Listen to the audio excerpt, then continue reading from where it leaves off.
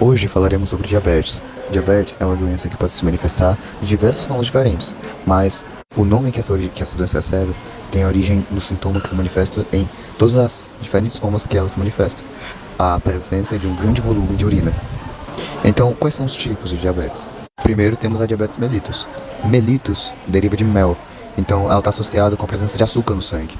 Pacientes com diabetes mellitus apresentam uma hiperglicemia, seja na diabetes mellitus tipo 1, que o paciente não consegue produzir mais insulina, ou por algum motivo a produção de insulina é deficiente.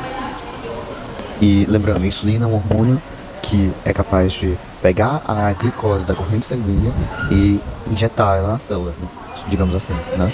Então, como na diabetes mellitus tipo 1, o paciente ele não consegue produzir essa insulina, a glicose vai se acumular no sangue. O paciente vai ter uma hiperglicemia e o excesso de glicose no sangue, como ele é tóxico para a parede interna dos vasos sanguíneos, pode causar diversos problemas, como aneurismas, como acidentes vasculares encefálicos.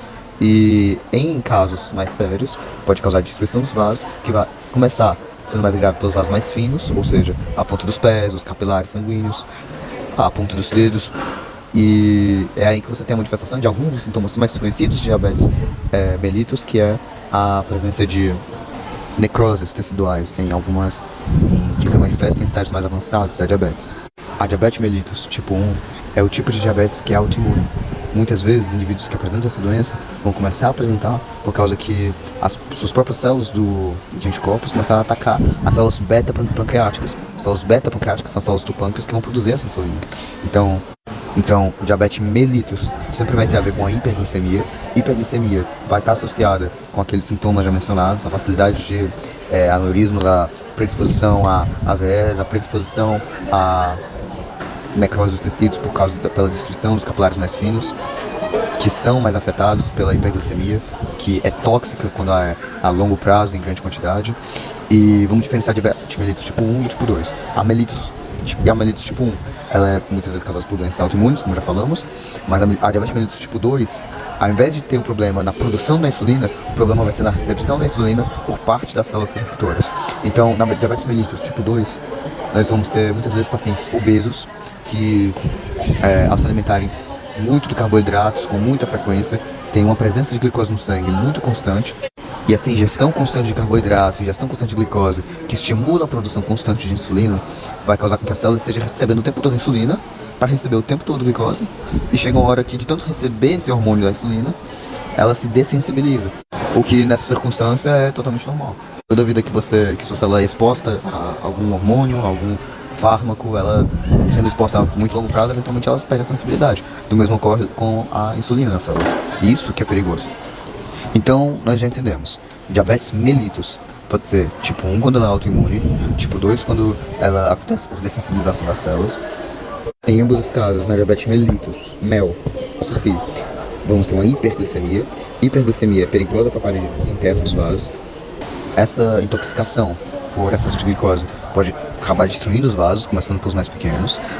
Quando você destrói os vasos menores, os capilares, os nervos muitas vezes vão ser os primeiros a sentirem falta. Geralmente o tecido nervoso é o que mais é o primeiro a carecer por falta de oxigenação. Essa falta de oxigenação pode causar sintomas como a longo prazo a necrose desse tecido nervoso periférico, como também por causa dessa apoxia, dessa falta de oxigenação, o paciente pode apresentar dormência nos membros. E depois disso pode apresentar a pele ressecada por causa da ausência da inervação simpática daquela região. O paciente não consegue produzir atividade glandular como ele deveria em determinada área do corpo. Então, associando tudo, o ápice de glicose que faz mal para os vasos e a perda dos vasos menores causa a dificuldade da inervação de algumas áreas do corpo. Agora já entendemos a sintomatologia geral da diabetes mellitus, que é mais famosa e geralmente mais comum, mas há também a diabetes insípidos. O que é a diabetes insípidos? A diabetes insípidos não vai estar relacionada com os níveis de insulina, mas com os níveis de vasopressina. Me refiro ao hormônio ADH do corpo, liberado na corrente sanguínea pela neurohipófise. Na diabetes insípidos, nós vamos ter outro problema.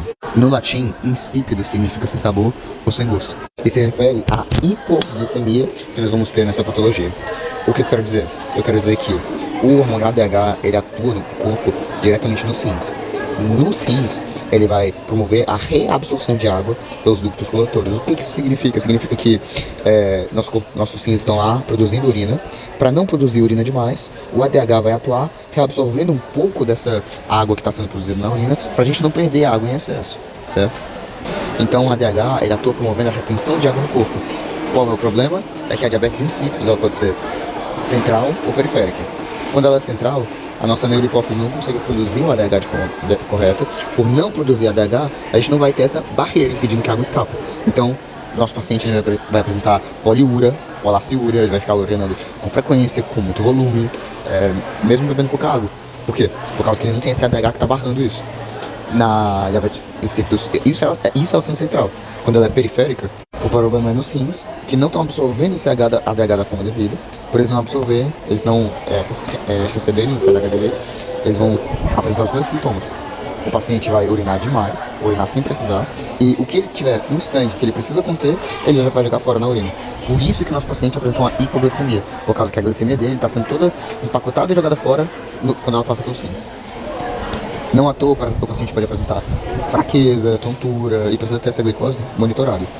Então, já sabemos diferenciar diabetes mellitus da insípidos, já sabemos qual vai ter uma hiperglicemia e uma hipoglicemia, mas quando o paciente chega no posto, antes de pedir esses exames, já tem algumas condições que podem predispor, que já podem dar dicas de que ele está com diabetes. É o que nós chamamos de os 4 P's das diabetes. Vamos entender.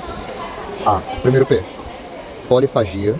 Segundo P, polidipsia. Terceiro P, poliúria. E quarto P, perda de peso. Geralmente, pacientes com diabetes vão apresentar 3 ou 4 desses sintomas quando eles chegam no consultório com problemas de diabetes. Polifagia, o paciente ou está insensível à glicose, ou a célula dele não está conseguindo absorver a glicose, por isso ele vai sentir fome, porque ele vai estar catabolizando constantemente. Por ele estar comendo, mas não está conseguindo absorver esse alimento não entrar na célula, o paciente pode apresentar perda de peso, por causa que é como se ele não estivesse comendo, a glicose está alta no sangue, mas não entra na célula, então a célula continua sem glicose e vai eventualmente catabolizar. Polidipsia, porque ou o ADH não está funcionando e a liberação de água está desregulada, ou por causa da hiperglicemia da diabetes mellitus, o paciente tem uma concentração de urina, uma concentração muito alta no sangue e elimina essa concentração na urina. Então ele vai estar urinando constantemente para conseguir diminuir a glicose presente no sangue, diminuir a osmolaridade do sangue que ele tem. Então, basicamente o vídeo é esse, espero que tenha ajudado. Muito obrigado por assistir.